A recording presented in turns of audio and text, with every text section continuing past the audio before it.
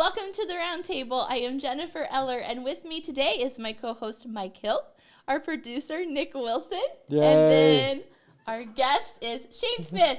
The Shane Smith. Hello. Shane, you know what I thought Thank of right away whenever they're doing this wrestling event? Mm-hmm. It's called Ring of Redemption. Ring of Redemption. I thought you would be the perfect referee. Oh, I would love that. I'm like, you want to talk about fan. a guy that could be a WWE referee? It would be Shane, we got to come up with that name. Like, all those guys have a weird name in the middle.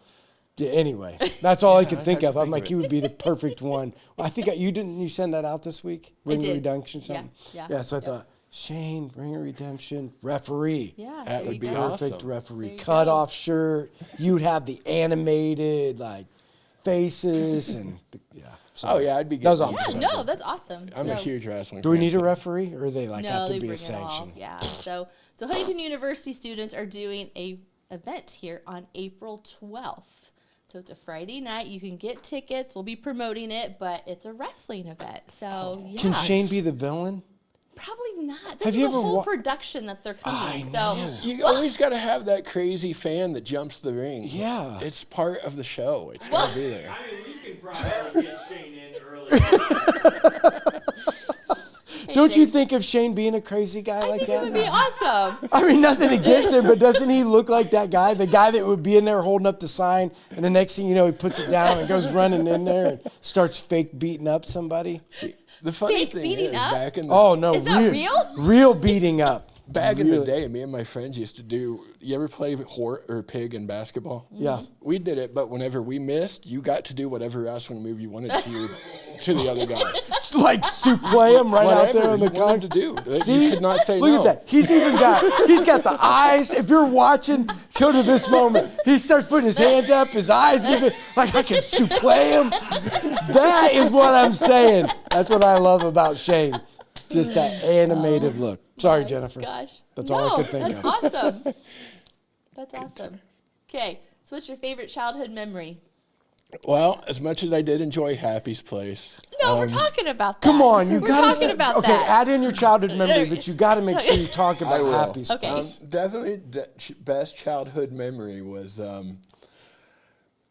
I went down to New Mexico with my parents. My grandma and grandpa lived down there. And I actually got to meet Mick Foley when I was a kid. So Who's for me, that? that was huge, Who's because Mick he Foley? lived down there. Who's Mick Jennifer. Foley? I don't know. Who is that? He is. He wrestled as a bunch of guys. He was. But, yeah. Of course. But yeah, See? that was awesome. And I mean, other than that, just Did he basic stuff. Did he show you a wrestling move or anything? He did. It was only like 15 minutes. He was on his way. He just happened to be at a gas station at the time I went in there, but it was really cool. And then, other than that, my biggest memories, believe it or not, and what I miss most is fishing with my grandpa. Aw. Yeah, like that was just awesome. Yeah. So the whole Happy Place thing. So that's on 55. You get home from school. You go to, right? Yep, That's Fox what I 55, yep. remember. Yep. You can watch Happy Place. So you were on it twice. I was on it twice. Yeah, so on that whole 55 thing, you know what else I just thought of? Dick the Brutus. Yeah, Yeah. Like, you know who Dick the Brutus is? it's Dick the Bruiser, but you were close. Oh, it is? Bruiser. Not Brutus. Dick the Bruiser. Sorry. Either way, yeah, like that was on 55 too. That was on wasn't it? 55. Yep. Was it a cartoon or No, a it was regular another show? This is wrestling real show. deal. Okay, because I remember watching He-Man. Yeah, no, I remember I He-Man. do. I mean, I do. I did watch 55, but He-Man yeah. was great. I don't remember Yeah. Dick the Bruiser. So Okay. Okay, and you have two brothers, right? brothers. Okay. So what is the meanest thing you ever did to your brothers? Confession time, Shane. Well, me and my middle brother was sledding with some friends one time, and we would go down sliding with, standing on the sleds together and going down seeing who would stand the longest. Stand? Well, yeah. Stand on the sleds, yeah. Well, he decided he was gonna and I'm doing it first, and and was just being kind of a pain in the butt about it, but it's like, okay. And made me upset, and I wasn't good with anger back then. But he ended up, I told him, it's like, get behind, because he's a skinnier guy, and he was on there with a big guy, and he didn't. He's like, no, I'm going up front, and the big guy fell on him, broke his arm. Oh my gosh. Well, I shouldn't have, but I ran over there and I grabbed his hand and I shook it, and it's like, it's not broke. That's what you deserve, you little sucker. And then I ran home and hid behind Mom immediately. And she's like, what's wrong? He's like, you're going to see in a minute. Don't listen to anything he says. I didn't really shake his broken arm. But that was probably the worst thing I did. My. Jennifer, have you ever done anything mean to somebody? Have I ever done anything mean? Yeah. Like, you talk about personalities. If anybody looks at Jennifer, would anybody be like, she would do anything mean to somebody? Right, Nick. Nobody would think that, would they? No. Do you have a secret though? Do you have a secret, like that you were a mean girl? You were never a mean girl. I was never really I probably did. I don't think about it. Okay, so all you people that are watching that remember Jennifer from when her high school days when she was the mean girl, put a comment in there. Hey Jennifer, you remember when? Sorry, I'm into the personality thing today. I'm just thinking like Jennifer. I probably have more mean thoughts. Oh, they never come out. They don't really come out than being mean. So you never had like that thought, and you're like, if this comes out, it could be really bad. Maybe.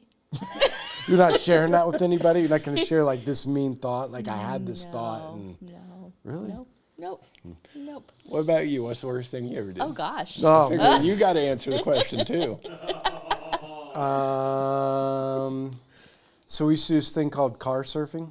Oh, So my brother used to get on the hood of the roof of your vehicle, and you drive and going down a stone road, and he kept telling me to slow down, and I sped up and ended up ditching the car, going out in a cornfield and throwing him off the roof, and he rolled and got hurt, and I told him just get in. It was his fault anyway. That was one thing.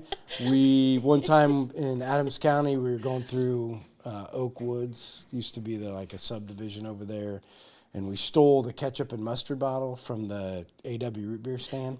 So we thought it'd be fun to have one at home, like you have a plastic ketchup and mustard bottle. So then we're driving through Oak Woods, and I thought it would be funny to squirt ketchup and mustard in somebody's vehicle. Oh my gosh! So we go driving by some guy's windows down in a Trans Am, and I'm like, just start coating it. Next thing you know, the guy sits up. He was in the vehicle sleeping. And we have this little dinky vehicle. I'm like, go, go, go. We went racing home. This guy chased us all the way to Mom and Dad's house. We locked the doors. He's like, so then he ended up taking Stanley's car. We didn't think to take the ketchup and mustard with us. So he did it to Stanley's whole vehicle. Oh my gosh. That's funny. I have lots of them, Shane, so we can just like keep going and on all the stupid, mean things that I did as a kid. Wow. Dumb idiot. Wow. Oh my gosh. Okay. We're going to get serious. I had to write this down. I can't remember what I was going to ask you. So you grew up in a church, but you went to a lot of them. Mm-hmm. So what were those experiences like, and how did that shape your view of God? They were really good. Like the first church I went to it used to be Nazareth over here in town, but I was friends with the pastor's son and kind of got in it through that. And and it was really good. And then the owner was a really awesome guy named Bob Ray, but he couldn't take care of himself very well, so I'd end up going to his house and helping him work on things, and so it was a good learning experience as far as God and how to build things. So it was a double win. The biggest thing I had with the church is, and it was me, it wasn't the church. Like I just couldn't find somewhere that I just couldn't bring myself to believe that God could love me. And it just, as much as I was looking for it and I wanted it, and like I went to church after church trying to find it, and I couldn't get my mind to accept that I'm worth God's love.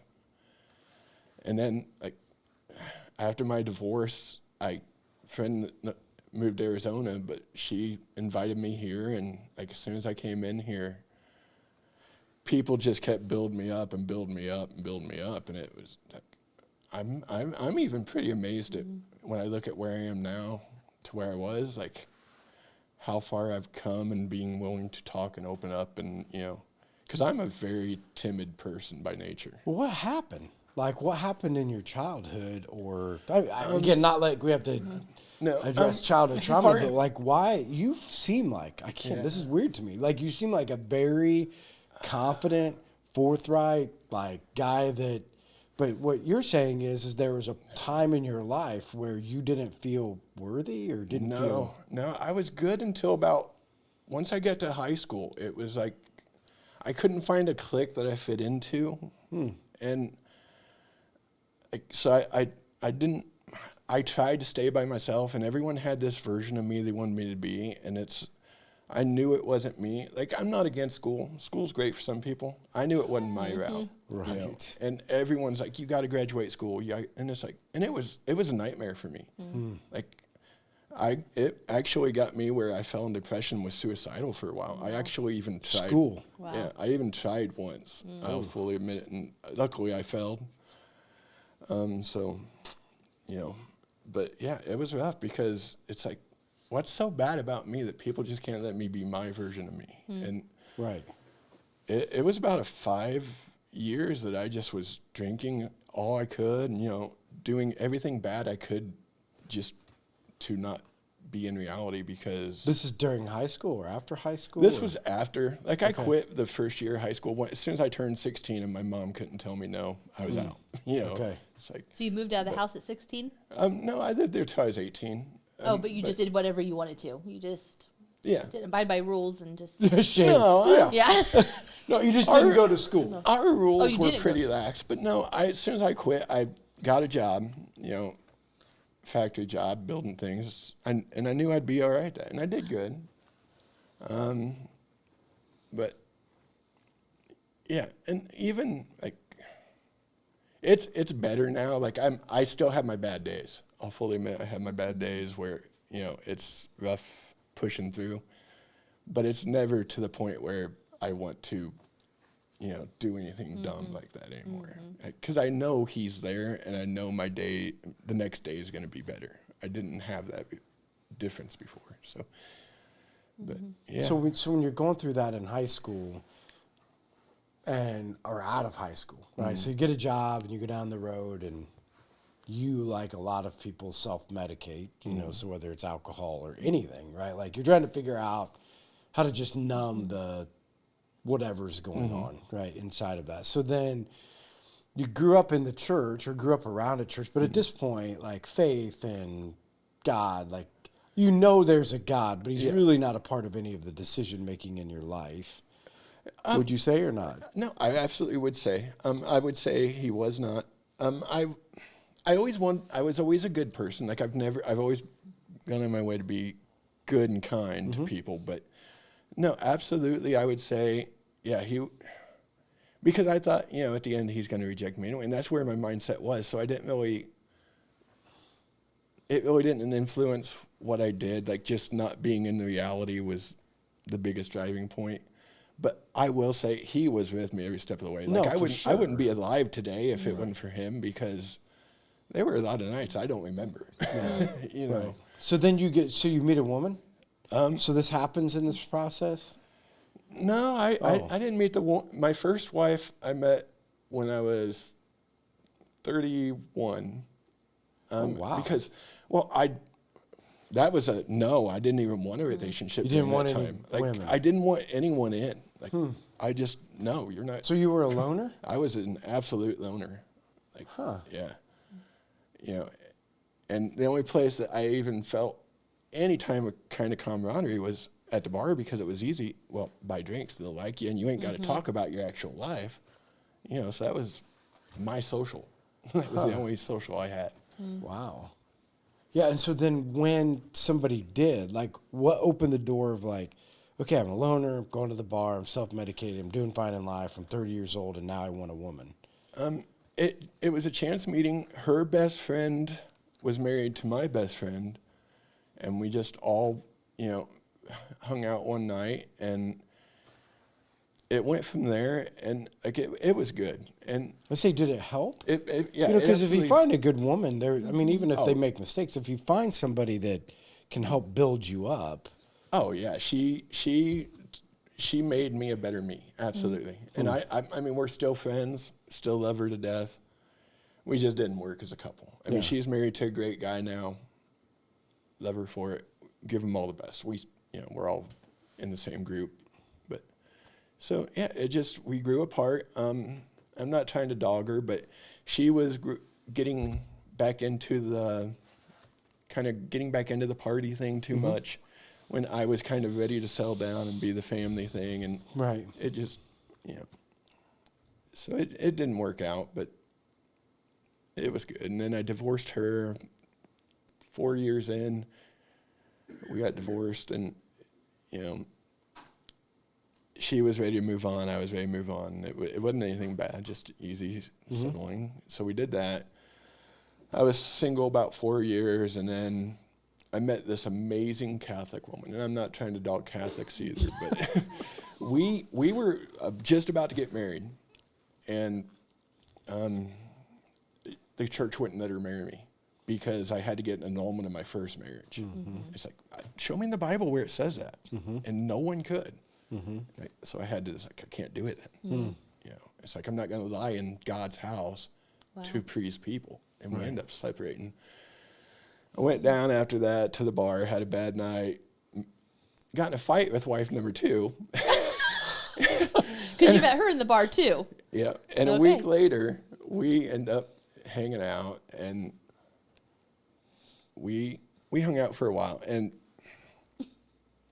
this is gonna sound mean to say, but I don't think we would have got married, except I put so much effort into the one that I was about to marry.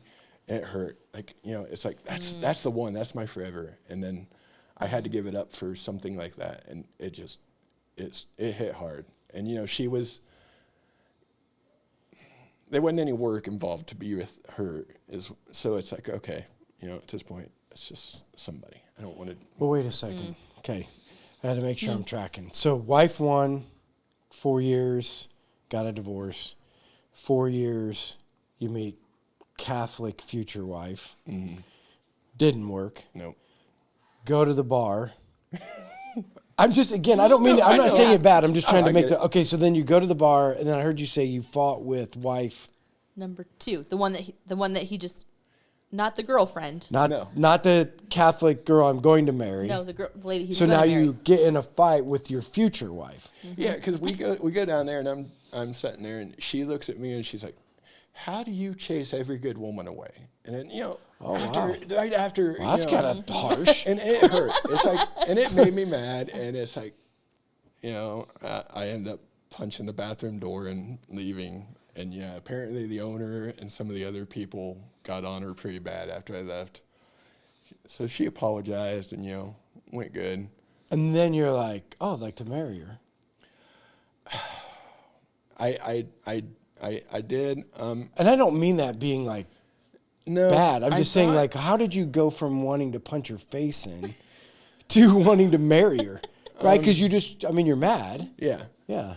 But I missed the family life. I missed it horribly. Yeah. And, so you needed something to fill the gap. we had that, because we had 2 stepdaughters. And so that made me, like, overlook all the red signs. And there were a lot of them. Everyone was like, don't marry her. It's like, but I did. And she had a couple kids. Yeah. Oh. Yeah, we had 2 stepdaughters. Okay. Yeah. But that didn't go so well. It didn't. And again, at this point, you're not in church with any of them. Actually, the weird thing is, I was in church before me and her. I was going to Awakening, and that's where I met Rob and Travis. Oh, really? Yeah. And How'd you end up there?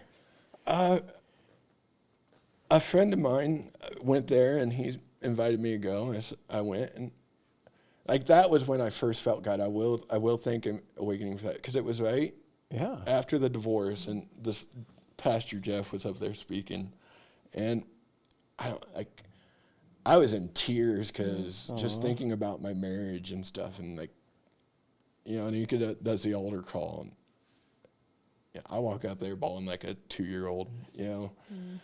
But and God, you know, that was when God really said, come back, you know. Wow. Like, because I knew it was either go to a really good place or go back to a really bad place. Like, there wasn't a third option. So that like jump started your relationship with Christ. Yep. Yeah. Yep.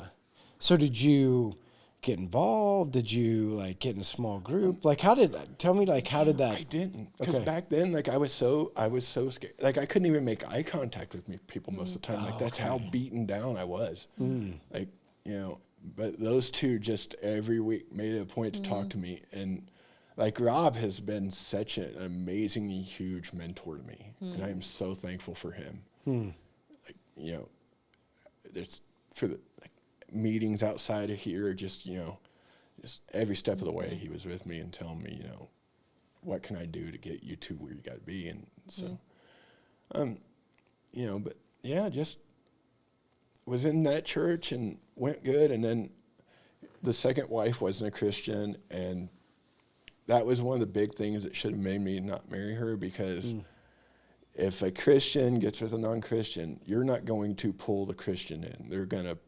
usually they're going to pull the Christian away. And that's what she did. You know, it was, you know, okay, miss this Sunday for things. And then it just, you know, it got where I wasn't going to church again. And after I divorced her, I said to one friend, you know, talked me into coming here. And it's funny, when I came, I was even going to walk by. It's like I walked by and I got to the door. It's like, no, I'm just going to keep walking. She just happened to be pulling into the parking lot at the same time. And Who was pointed pulling me. in? Her name was Kyra. Oh, Kyra Young. Yep. But she's like pointing at us, like, okay. And I came in and like, it just felt right here, because the one thing that impressed me was everyone was just who they are, and they was okay with just being who they were. You know, it wasn't oh man, you know, Sunday best, you know, put on this thing that isn't you. And so that was the big thing. And I just instantly fell in love with this place. And How long ago's that been? I first started coming here, I want to say, it was 2017. Yeah. I want to say it'd been 2018, I think. Were toward we the end down of here yet? 2018. No. No, we were still upstairs. upstairs. We came down here 2020. COVID. Okay, but we're on Shane again. Bad memories. Yeah. Yeah, So then once you got here, like, did that restart? Like, talk through how, because I look at you today and I'm like, I feel like you've really grown in your faith a lot. And I feel like, again, all of those things you say about being backward and like not, like you stand at the door and welcome everybody. Yeah, I mean, you're going from a guy that says you couldn't make eye contact with somebody to a place where you stand at the door every Sunday when you're walking in. I mean, everybody knows you. Because, like, even when I'll talk to people, they're like, you know, the guy, the bigger guy that has a cutoff shirt. Yeah, Shane. Yeah, like everybody, I mean, they might not know your name, but they know you, you know. It was just over. Like, I think I had a lot of conversations with Michelle in the beginning. Like, she was probably the first one that I started talking to, like, on a set down basis. And then, you know, Jennifer asked me to join the team as, you know, setting up chairs, and we talked. And it was just after that, it just like kept growing, and I kept getting more comfortable, you know. And I kept setting like goals for myself, because like being social isn't natural for me, but you know, I worked up, it's like, okay, I'll do setup, you know, and I started doing that, and then it went well, and then, you know, and then Rayanne, you know, well, you want to start working in the gym? It's like, oh man, yeah. And yeah, but I built myself into that, and the first few weeks of that, I was like super uncomfortable, but you know, and it's just slowly seeing steps to go forward with it. Because I'm never going to be that confident, you know, super confident guy, like, you know, I love who I am kind of guy. I'm better at it, but I'm still not going to be, because once you have the kind of damage I had, and I'm not trying to be your victim, but you just don't get back to being a normal person. You really don't. And, you know, but it's, Well, can you talk about a couple of the things? Like, let's just say you're never going to get back because there is damage. So for all the people that are listening, I think this is like something we can learn from. So all of us, or some of us, have certain things that happen in your life that we don't know that you can come out of completely, but you have transformed. Like, there has been transformation. So if you were just going to say, like, hey, here's a couple things that helped me transform, what would it be? Like, because for somebody that's going through the same thing, like, how do you dig yourself out of the pit? Or how do you have somebody help dig you out of a pit? What would be some of the things you'd be like, because of this and because of this and because of this, I am better today? Yeah. Oh, definitely. The biggest thing is, quit trying to think, or I switched from trying to find the answers at a bar. I went from, and I still go to the bar on occasion. I haven't been drunk in a while because I wouldn't go in to celebrate, and have fun and be happy about life. I was going to put it away, and I don't do that anymore, and it's things like that, just noticing I got a lot of good stuff in my life. Like, I got some bad, I got some bad that happened. I am so grateful for the life I have now. Like, I am surrounded by amazing people. I got a job I enjoy going to. It's basically me and another guy talking nerd stuff for 10 hours. It's barely, so it doesn't seem like work. So it's where everything's where I'm supposed to be now, and I didn't do that on my own. Like, I know that. He just, even when I left Bendix, like, every step of the way, God's like, you need to be here. And it was never a stress thing, like, when you lose a job unexpectedly and you walk away.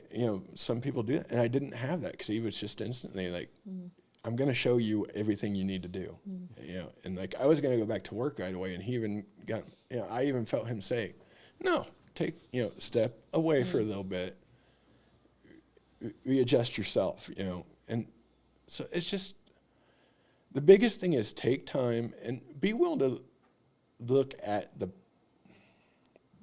situations in life, good and bad, and appreciate them and accept them. Accept the bad, appreciate the good. And that was, once I got to where I accepted the things that happened to me, I didn't like them. I still don't like them, but I accepted them. It wasn't the bitter anger that was there. And so that's the biggest thing. When you get the acceptance, the bitterness and anger goes away. The hurt still shows up sometimes, but Yes, if you could point to a couple things that God has done in your life, so kind of jump-started at the awakening, but then when you said you come to life and, like, God's done a certain work in you, like, if you could say, you know what, he has really helped me with this or that, what would that be? Yeah, I would say the biggest thing was being asked to be a part of just the workings of the church, because to me it was like, I didn't feel I'd ever be an insider, or I don't know if that's the right word. That's a perfect word. Yeah, behind the curtain, seeing what's going on, being a part of a team. Being a part of a team. I didn't really think I'd ever have that in church, and it was, you guys inviting me to that was a big, huge step, and I just want to say, Shane, you are an amazing volunteer. So I am thankful that you're a part of the I team appreciate because, that. People missed out on getting to know you. So, I'm working you're always on that. willing to jump in whatever we ask you to do. You're like, yes, you're all in. You're all in. Yeah, because I love what we're doing. Like, I see the difference, and like, one of the biggest joys I have is I love when I'm sitting back there and I will see somebody from my old, dark days come into this church. It's like, oh my gosh, it's so cool. Like, to see that I'm not the only one who is progressing, and so, and another thing that built me big was I was working with a guy over at Innovative Packaging way back in the day, and he was going through a divorce, and I'd already gone through my first one, and he was taking it really hard, and we was having a conversation, and he was kind of, doing the pity party thing, and I get it when you're going through something like that, and he's like, well, I'll just kill myself, I'm like, he's like, nobody cares about me. I'm like, you got 2 kids that care about you. It's like, I love you, man. It's like, I want to see you here tomorrow. And and he came in after that, and he's like, you know what? Last night I was feeling down, and I thought of you saying that. It's like, and so just little steps along the way. I remember there was a night at the bar, a guy, he was in a foul mood because his brother had just died. And, he was being angry and stuff. And I'm like, went over and talked to him because I knew him and his brother for a while. So I knew what was going on. And I'm like, man, you need to calm down. It's like, do we need to go outside and talk? He's like, no. And he's like, will you pray for me? I'm like, absolutely. I'm like, we'll pray right here. And, he's like, and we got some looks. 'Cause bars aren't the usual praise thing. But we also had some people come and join in prayer. So that was like super cool to me. It's just things like that, like reminder that I make an impact more than I know. And, and so I always, after that, I made a point to never lose the opportunity to be, at least try not to, be a part of somebody's life just because of my own insecurity, And so, I would say those were the two biggest things. Has your mom always come? No. Right? Mom? I mean, because, no? Probably last 2-3 years, maybe. Yeah, I think 3 years. She was in church before I was, or for a while, apparently, when I was young. And she had a fallout with the church. And, when you're at a bad church, and we have them. I wish we didn't, but, Right. they're there. But she quit going to church and was just becoming like basically a female version of what I was before it. And it's like, and I just hated it. Like, if there's one thing for a man, if there's one person a man wants to see when he gets to heaven, I think for most men, it's their mom. Like, I fully admit there's no one I want in heaven to see than my mom. So, and that's where the whole, I've told you that she asked me what I wanted for my birthday one year, and I'm like, I want you to come to church. It's like, just one time, you don't like it, you never have to come back. She did, and after that, she never missed a week, and, it's so powerful. Like, and I'm mad at you guys for a minute when we did baptism for putting her on right before me and me watching her baptized. Of course I'm going to cry. Like, I'm an emotional guy by nature, and I cry a lot. And it's like, so I'm up there all teared up. But that's going to be something I carry with me forever, is seeing that, knowing that she's going to be there with me when I get there. It's neat to see her grow too. Oh, she's serving, and now she has a group of friends, and they sit together and they talk before Sunday. And I don't know if she was working out in Champs with them, and that's just really cool. She's part of the whole old ladies group. She is, and that's just fun when you see somebody come and you see that growth within them, and with her baptism too, and so good. Well, and they're just the willingness, like you said about Shane. Like, it's so cool to see people. They'd be like, "How can I help? Yeah. What do you need? Like, what do you need?" And from what I would understand, your mom's the same way, right? And like, how can I help? Right? Yeah, She we sets asked up her communion. we asked her, "Can you do that?" And she's like, "Because she's always here. They come to do chairs, and she was just sitting out there, and so there's your perfect person." And she jumps in and does it every week and gets it all set up. And I mean, it's a job to get all of those. Get that stuff together, and you have to do it quickly between services to get it ready for the next. And so she's there. Yeah, I'm so proud of her on so many levels. Yeah. Like, she had a rough life between, my dad. I love my dad, not dogging him at all, but their marriage was rough. And raising us 3 boys on our own was not easy. I mean, we were not well behaved most of the time, doing dumb things, how boys are. Yeah. But so, and I love seeing her happy now. Yeah, and she is here. Like, she enjoys it. Like, she loves her friends, like you said, and, she tells everyone about the services, and she loves that, it's like when you lose your step and get cracked up on something, like, she just thinks that's the greatest thing ever. She's like, he's human. It's like, Mike is the most he is who he is, and it doesn't change when he steps up there. It's like, so yeah, I mean, and yeah, her working out is good. So she's getting in there. Mm-hmm. Yeah. So one of the things that, like, I want people to, if they've missed this, like in it, like a takeaway, when we're at church, to remember that it's not always for us. Like, you walk into the awakening and somebody meets you, right? And that's a moment, right? It's a moment where, you know, Rob and Travis both are like, hey, I noticed you. That it wasn't just for them. It wasn't just like they were there, divine appointment, just like you've been there for people today, right? So just like when people walk in the door, you have made yourself available, right? By standing at the door, being a welcoming face. Like, if you talk, like tonight when we do Discover Life, if you hear one thing over and over again, it's like Life Church is the most welcoming, friendly, made to feel like home. And that's because people like you have made yourselves available. Like, I'm going to be available to say hi, to put on a smile. Like, it's a huge thing to remember, I guess. Oh, absolutely. How impactful it was for you and how you've turned around and done that for other people. Yeah, like I've had some amazing conversations. I remember right after baptism, the next week, there was, and I only talked to her the 1 week, and I would love to talk to her again, but she came up to me and she like was like, so like, I'm so proud.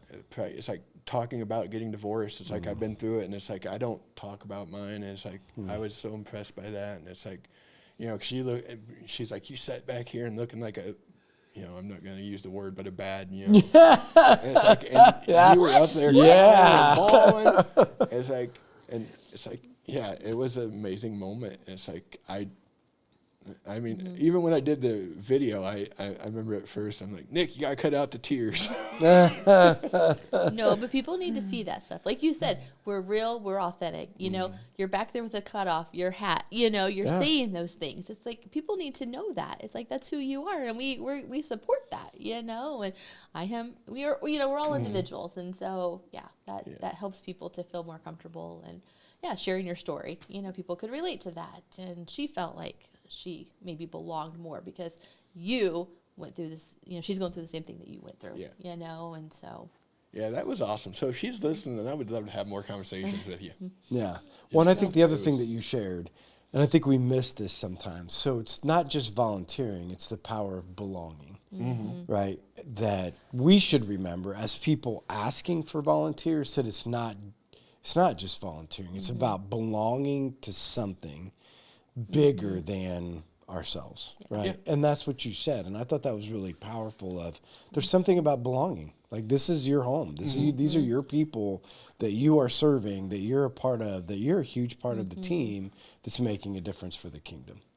Yep. Thank you. I appreciate that. You know what I'm saying? Like, that's huge. Like, it's different than just, oh, they asked me to set up chairs, or, oh, they asked me to do this. No, I get to be a part of something. Yeah.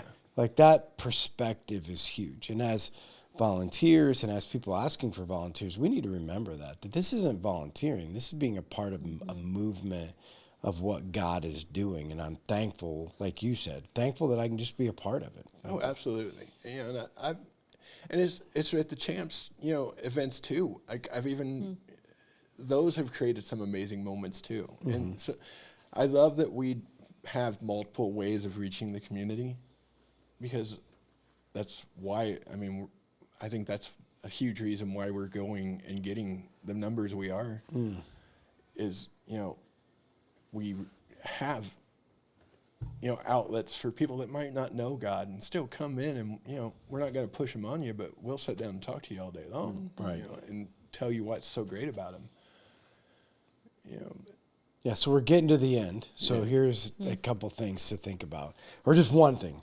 If you could look at, because I think that I'm still amazed, because I didn't know anything. Like, I would have never believed you were shy, first of all. I would have never believed that self-confidence was an issue. So you've come so far.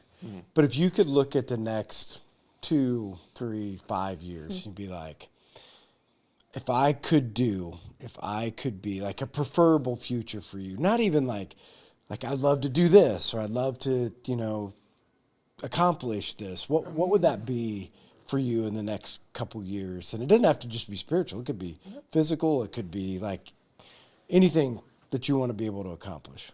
Well, the two goals I know I have right now is I'm building up the confidence to do a DECA event because I enjoy our thing. But when I came into a DECA one time and I was here like 5 minutes and it just set in and started getting me nervous and it's like I got leave. It's like I got to go. And, and I walked right out. It's like, I thought you've done these events I've before. never done a DECA. I've He's done done like Amazing Grace or those. But something else she's done. You're I feel saying like, Amazing Grace is less intimidating? it is. Really? Because it's mostly people that, we know from the church, whereas DECA, there's a lot of outside that comes in and like me. They're hardcore, Yeah, and they're. Yeah, I don't know. Yeah. That, and, I want to get married again. Like, I miss the family life. I have a roommate right now. We're just friends. I think it's going to go there. But, she's a pretty damaged person, too. And, I'm not going to go into detail. But, she has a lot to work on. So we're working on it slowly and giving each other time because, if you rush it, it's not gonna be what you want it to be. You got to let God do His work while you two are doing your work, and when it's right, it'll be there. So those are the two big things. Job, I don't know, man. I'm pretty happy where I am, so I don't think I'm gonna step up much there. Like I don't want to be. So a DECA, we'll be praying that you get the courage to do a DECA, right? And that your future wife, that you get and have the family life again. Thank you. Yeah. And so for me, I'm like Jennifer. Like, I love to see now even more, honestly, like, because I didn't know any of your story before. Now it's just even more like, that's super cool. Like, super proud of you for, it takes a lot of courage. If that's where you were in life, it takes a lot of courage to be where you are today, you know, and putting yourself out there. So, like, I am really proud of you and so cool to see. And it's really a testament that anybody, let God do the work. You can get to places where He can use you. Yeah, you're never too far gone. Like, I thought I was and just never was. He was there every step of the way. I just didn't notice Him. I noticed Him. I didn't acknowledge Him. Right. And now I acknowledge all the greatness He brings and so thankful for it. Yeah. Yeah. So I'm proud of you. I mean, I just get to see you from a distance. I mean, I'm not a part of the person asking you to volunteer, but that's really true. Like, every time you look around, you're here, as a part of anything that we're doing. And so if you're watching and or listening, you'll know. Like, we don't have to be like, oh, Shane's a first or second service guy. He is the guy standing by the door with the hat on and the smile. And I can't remember very many Sundays where you're not there. No, you know what I mean? I mean, it has to be, I can't think of times where you're not there. So stop in, say hi, again, encourage, him in those ways. And again, just come alongside and introduce yourself, I hope that's not too overwhelming. No. I never thought, sorry, I never really thought about, like, here's a guy that struggles with a little bit of. No, but you're right. No, I welcome that. And it's almost seeing, like, between the thing we did upstairs a few years ago, the prayer thing. I'm trying to remember. That was big because and then when we had people write the notes on the cross, it's things like that remind me that there's a lot more people broken like me than there are, the ones that got together. Yeah. So we're all a bunch of nobody has it people together, and if they do, they're liars. Yeah, so that's huge. So I welcome anyone. I'm gonna listen to anything you guys say, and we'll love you through it. Yeah, yep, for sure. Awesome. So again, if you see this when it comes out, make sure you like, share, comment. We'd love to be able to get Shane's story out on multiple different platforms in multiple different ways. So if you share it, we can get it out there. And again, we love your comments. It allows us to be able for more people to be able to see it. And again, make sure that you come up and say hi. So thanks everybody for joining us, and we'll see you guys next week. Bye.